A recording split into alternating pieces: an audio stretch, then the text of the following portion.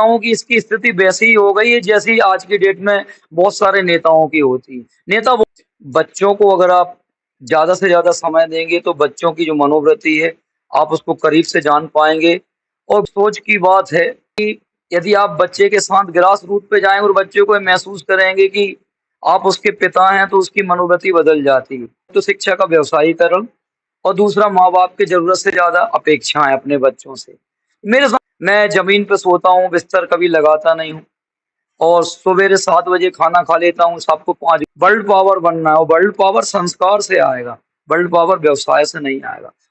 और यदि आप असफल भी होते हैं तो उसमें निराश ना करें, निराश ना हों, क्योंकि यदि आप असफल हैं तो निश्चित रूप से कोई सफलता आपके दरवाजे खटखटा रही है। आज हम आपको एक ऐसी शख्सियत से मिलवाने जा रहे हैं जो नरसिंहपुर जिले में शिक्षा को लेकर बेहद चर्चित चेहरा है।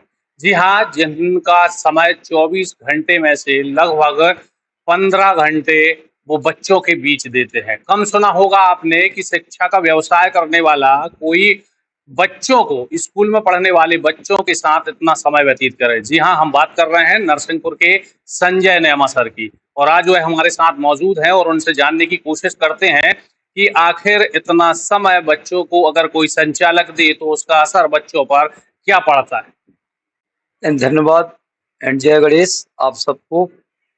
मेरा ऐसा मानना है कि बच्चों को अगर आप ज़्यादा से ज़्यादा समय देंगे तो बच्चों की जो मनोवृत्ति है, आप उसको करीब से जान पाएँगे और बच्चों को आप वो माहौल दे पाएँगे जो वो अपने मम्मी-पापा के साथ महसूस करता है। कोई भी बच्चा जन्म से कमज़ोर या होशियार नहीं होता है। ज़रूरत होती है उसको उस दुलार और प्यार की, जिससे आप अपनी बात उस बच्चे तक रख सकें और अपनी अभिव्यक्ति को उस तक पहुँचा सकें ताकि वह भविष्य में उन ऊँचाइयों को प्राप्त करे जिसका सपना बच्चे के माँ-बाप उसके जन्म से देखते हैं।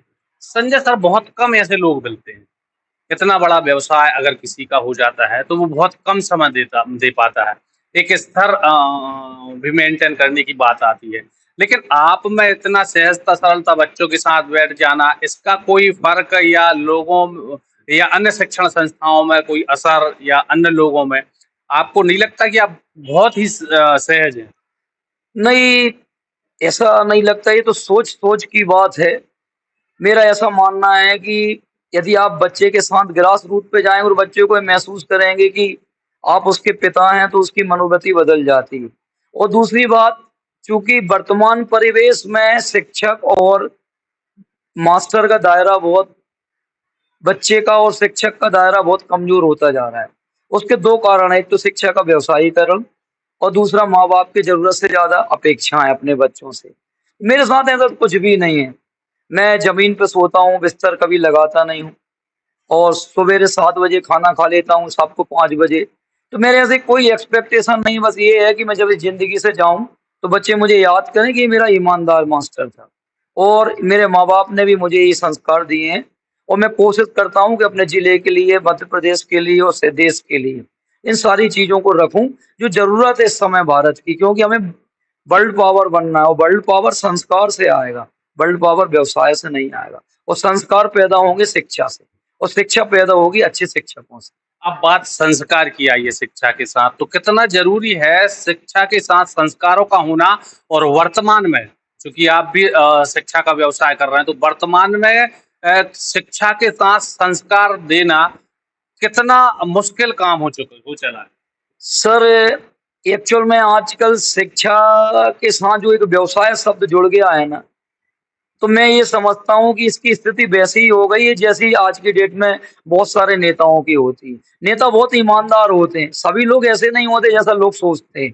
तो मेरा ऐसा मानना है कि सभी शिक्षक ऐसे नहीं होते। कुछ लोग उसमें बहुत ईमानदार और कर्तव्यनिष्ठ भी होते हैं और जिसके रिजल्ट आते हैं तो उसको जनता धन्यवाद देती है, पेरेंट्स भी नमस्ते करते हैं और बहुत प्यार देते हैं। और जो बेईमान होता है तो हर आदमी को सजा मिलती है, चाहे वो शिक्षक हो, राजा हो या रंक हो। तो मेरा ऐसा मानना है कि शिक्षा में अपने आप ही प्रतिष्ठा मिल जाती है, ईमान बशर्ते वो शिक्षक ईमानदारी से काम करे। उसको किसी प्रकार की कोई सम्मान की ज़रूरत होती नहीं, सम्मान तो अपने आप ही भगवान दे देता है। शिक्षा के साथ संस्कार, देना कितना ज़रूरी है, बताएँगे आप लोगों को कि आज के मॉडर्न ज़माने में लोग जीना चाहते हैं। देखिए, युवा आता है, वो नशे की ओर अग्रसर हो रहा है। तो ऐसे समय में संस्कार कितने ज़रूरी हैं और क्या आप बताना चाहेंगे ज़िले के लोगों को? ये आपने बहुत अच्छी बात की। अभी-अभी एक घटना हुई कनाडा में, एक बच्चे उनका पिता जो है अब पंजाब में खत्म हो गए। तो कनाडा से उस बच्चे ने अपने पिता का संस्कार ऑनलाइन किया। तो उस पिता ने अपनी महत्वाकांक्षाओं को पूरा करने के लिए अपने बच्चे को कनाडा भेज दिया। पूरी ग्लैमर्स की ज़िंदगी में डाल दिया उसे। जब आखिरी टाइम उसका आया तो बच्चे के पास इतने भी संस्कार नहीं थे कि उसके पिता ने क्या किया। कितना दुःख हुआ होगा। जब मैं बहुत दुखित हूँ, तो आप ये सोचिए कि उनके परिवार के लोग कितने दुखित होंगे और आखिरी में बेटी ही ने मुखाग्नि दी। इसलिए मैं तो यही कहूँगा कि शिक्षा को व्यवसायीकरण ना करें। शिक्षा से कार तो आ सकती है, लेकिन गुरु से संस्कार आते हैं। तो शिक्षा क्या संदेश आप देना चाहेंगे जिले के ये प्रदेश के और देश के युवाओं को जो शिक्षा की ओर अग्रसर रहें और शिक्षा के साथ मॉडल जो जिंदगी है उससे बाहर निकल के वो शिक्षा की ओर अग्रसर। मेरा सभी युवाओं से, सभी बच्चों से और हमारे देश के कर्णधारों से सबसे यही कहना है कि आप अपनी माँ की शिक्षा पर और माँ के संस्कारों पे भरोसा करें और आप जिन शिक्षकों से शिक्षा ले रहे हैं, उनकी शिक्षा पे भरोसा करें। निश्चित रूप से सफलता आपके कदम चूमेगी, उस पर कोई संदेह ना करें। और यदि आप असफल भी होते हैं तो उसमें निराश ना करें, निराश ना हों, क्योंकि कलाम साहब का कहना भी यही था कि यदि आप असफल हैं तो निश्चित रूप से कोई सफलता आपके दरवाजे खटखटा रही है। तो आप पॉजिटिव रहें और पढ़ाई में टेंशन ना लें, पढ़ाई का एंजॉय करें, पढ़ाई को बोझ ना समझें। श्री नरसिंह पब्लिक स्कूल जो आपका चल रहा है ये संस्था आपकी शैक्षणिक चल रही है कितने साल इसको हो गए हैं? और सबसे बड़ी बात ये देखने को मिलता है कि गणपति बप्पा का जो समय है अभी भगवान गणेश की मूर्ति स्थापित होती है विविध कार्यक्रम होते हैं और समय समय पर जब धार्मिक त्योहार आते हैं तो उनका नज़ारा भी आपकी संस्थान में देखने को मिलता है। तो इनका बच्चों के साथ क्या तारतम्य है? इस तरीके के कार्यक्रमों से बच्चों पर शिक्षा के साथ कितने ज़रूरी है ये कार्यक्रम, क्या कहेंगे आप?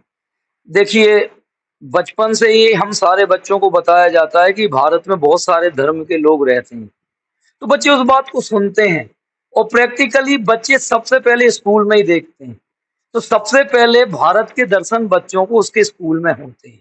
और अगर कोई स्कूल इस गंगा जमुना की तहजीब से बच्चों को परिचित नहीं कराता, तो कहीं न कहीं वो भेदभाव पैदा होता है जिसको लेके हम और आप सब सफ़र करते हैं।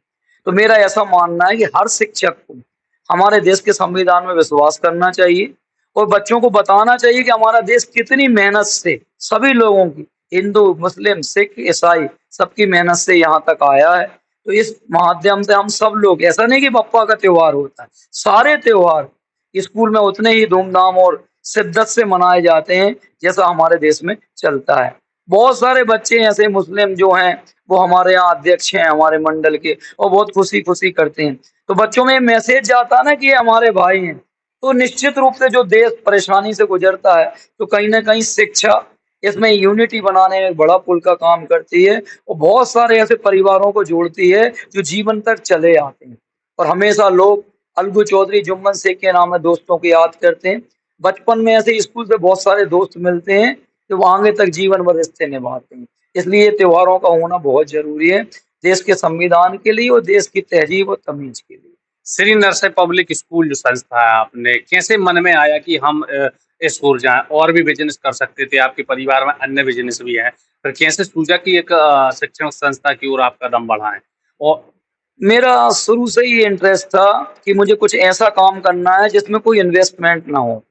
मैं आपको इस माध्यम से बता रहा हूँ कि माननीय कर्नल अजय मुस्रान जी ने मुझे 30,000 रुपए इस स्कूल को चलाने के लिए दिए। मैं उनके साथ भोपाल से इंदौर जब मैं पढ़ता था तो कई बार जाता था और साथ में बहुत सारे लोगों ने, उनके अनुयायियों ने हमारी मदद की, चंदा कराया, हमें स्कूल खुलवाया और उनके आशीर्वाद से, भगवान श्री नरसिंह के आशीर्वाद से और हमारे मम्मी-पापा के प्यार, दुलार और उनकी बड़ी आशीर्वाद से आज इस झाड़ू को हमने फलीभूत किया। इसी कारण हमने आज तक लेट फीस नहीं लेते हम 23 साल में किसी से, क्योंकि हमारा स्कूल ही चालू चंदे से हुआ है। तो हमारा ये मानना है कि जो हमारे सभी बच्चे हैं, वो किसी भी वर्ग के हों, वो यहाँ उनके साथ हम ईमानदारी से न्याय कर सकें और उनके साथ हम वो रिजल्ट दे सकें, क्योंकि हम ट्यूशन के विरोधी होते हैं। ये स्कूल ट्यूशन लेस है, तो हमें उम्मीद है कि आगामी भविष्य में भी हम उन अभिभावकों की आकांक्षाओं पे खरे उतर पाएंगे जिस विश्वास के साथ वो यहाँ पे आते हैं। क्या उपलब्धि रही? आप बच्चों से जुड़े हुए हैं, श्री नरसिंह पब्लिक स्कूल ने क्या उपलब्धियां हैं? क्या लगभग कितने बच्चे अच्छे पदों पर आसीन हैं, बताना चाहेंगे आप? देखिए, आज की डेट में सरकारी नौकरी मिलना ही अपने आप में एक अच्छा पद होता है, क्योंकि निश्चित रूप से समाज उसको सुरक्षित महसूस करता है। समाज व्यावसायिक आदमी को उतने अच्छे से स्वीकार नहीं करता जितना कोई सरकार का कोई कर्मचारी होता है। तो मैं तो अपने हर बच्चों को बहुत सुरक्षित और अच्छे पदों पे मानता हूँ, लेकिन फिर भी रेखांकन तो कहीं ना कहीं होता है। पिछले साल ये राव सिद्धार्थ गौरव है, वो आरबीआई में हुआ, वो गवर्नर साहब की टीम में है। अभी रतन गुप्ता आईएएस की लॉबी में है। इसके अलावा हमारे लगभग स्कूल से 35 डॉक्टर निकल गए हैं। कम से कम 27 से 28 आईआईटीएंस हैं जो अभी स्विट्जरलैंड में हैं, अमेरिका में हैं, ऑस्ट्रेलिया में, लगभग 13 देशों में बच्चे हैं। और सब अभी एक लड़की इनकम टैक्स ऑफिसर हुई है, शिवानी पटेल। और शिक्षक तो मैं समझता हूँ कि नरसिंहपुर में जितने भी इंस्टीट्यूट चल रहे हैं, मेरा ऐसा मानना है जो अच्छे लीजेंड्स स्कूल हैं, जिनको लोग लीजेंड्स कहते हैं, हमारी नजरों में तो सभी स्कूल लीजेंड्स हैं, उनमें भी लगभग 60% बच्चे स्कूल के ही शिक्षण का कार्य कर रहे हैं। मेरे खुद के स्कूल में भी बहुत सारे मेरे स्टूडेंट्स हैं जो यहाँ से पढ़े हैं, आज वो मेरे साथ हैं।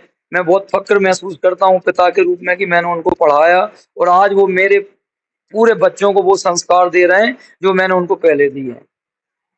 तो ये थे श्री नरसिंह पब्लिक स्कूल नरसिंहपुर के संचालक संजय नेमा जी, जिन्होंने हर सवाल को बड़े अच्छे तरीके से आपके सामने रखा।